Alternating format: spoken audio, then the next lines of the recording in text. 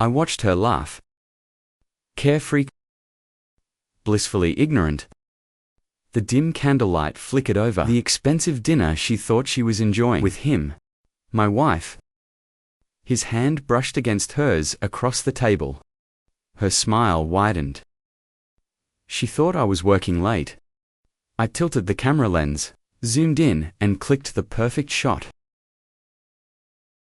She had no idea tonight would be her last moment of peace. We used to be perfect. Or at least, I thought so. 7 years of marriage, a house we built together, and a future I once believed was ours.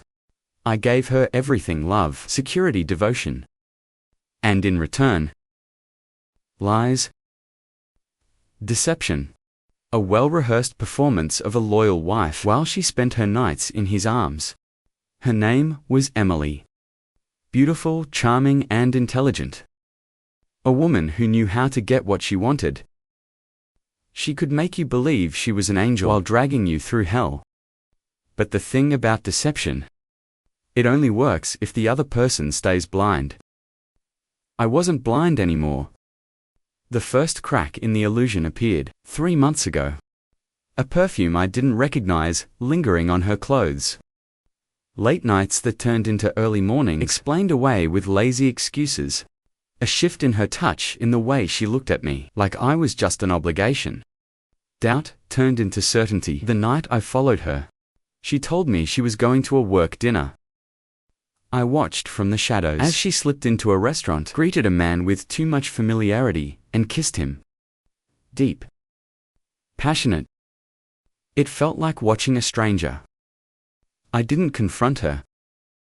I didn't rage or demand answers. What was the point? She had already chosen. So I made a choice to. Revenge wasn't about getting even. It was about destroying her world the way she had destroyed mine. Piece by piece. I spent weeks in the background, orchestrating her downfall. Quiet. Precise. I dug through her secrets, traced her finances, gathered evidence. Every lie she had ever told me became a weapon in my hands. Her lover. A married man, named Ryan. A pathetic excuse of a husband with a wife and 2 kids. I compiled screenshots of their conversations, bank transfers, secret weekend getaways. Every breadcrumb they had left, I found. Then I laid my traps. The first was subtle. I leaked anonymous tips to Ryan's wife, just enough to spark suspicion. A hint of lipstick on a collar, a late-night text that couldn't be explained. She started asking questions. Ryan started panicking. The second strike was financial. Emily loved her lifestyle, the designer bags, the luxurious spa weekends. She had a secret bank account I wasn't supposed to know about. But I did. And with a well-placed call to the bank, I made sure those funds vanished. She thought she was in control. She had no idea she was already drowning. The first real blow landed when I sent the evidence to Ryan's wife. A neatly compiled folder. Pictures. Bank statements. Call logs. The truth gift, wrapped and undeniable. 2 days later, Ryan's marriage imploded. His wife threw him out, taking the kids with her. His company, strict about workplace affairs, fired him. Emily, who had thought she was so clever, suddenly found herself entangled in a disaster she never saw coming. Then I turned my attention to her job. She worked for a high-end real estate firm. Reputation was everything. So when an anonymous email exposed her affair with a married client, thanks to Ryan's involvement in a few shady property deals, her career crumbled overnight. She was fired without hesitation. The cracks were widening. Her world was collapsing. And still, she had no idea who was behind it. She finally broke when the money ran out. I watched from across the room as she tried to make a withdrawal, only to be met with rejection. Confusion turned to panic. She called the bank, her voice frantic, demanding answers. Her secret stash gone. Her financial safety net vanished. And just as she began to spiral, I delivered the final twist. A dinner invitation.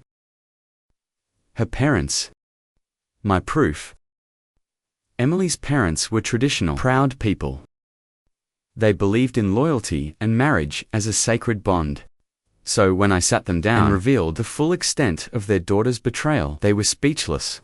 Pictures of her infidelity, bank statements proving her deception. A list of every lie she had ever told. She arrived at their house expecting comfort. Instead, she walked into an ambush.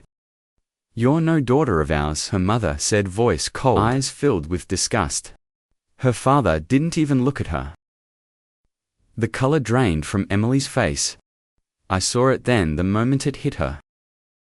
The moment she realized she had nothing left. No money. No job. No reputation. Not even the love of her own parents. And then she turned to me. "You did this." Her voice was barely a whisper. I met her gaze. Steady, unforgiving. "You did this to yourself." The final blow came the next morning. Eviction notice on the door. The apartment she had called home. Paid for with my money. Money she no longer had access to. She called, sobbing voice, breaking with desperation. "Please, we can fix this. We can talk." I let the silence stretch before answering. There's nothing left to fix. Her lover wouldn't take her in. His life was already in ruins. Her friends. Fair weather at best, quick to scatter the moment her downfall became public. She had burned every bridge, and now she stood alone in the wreckage. And I was already gone. I stood outside, watching as she stumbled out of the building, a single suitcase in hand. She looked smaller now. Fragile.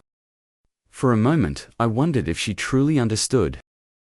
If she grasped the full weight of her choices. But then I realized it didn't matter. This wasn't about anger. It wasn't about love lost. It was about justice. About balance.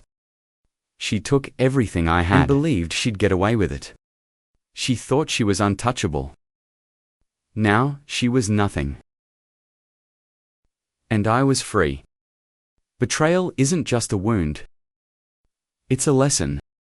And some lessons are learned the hard way.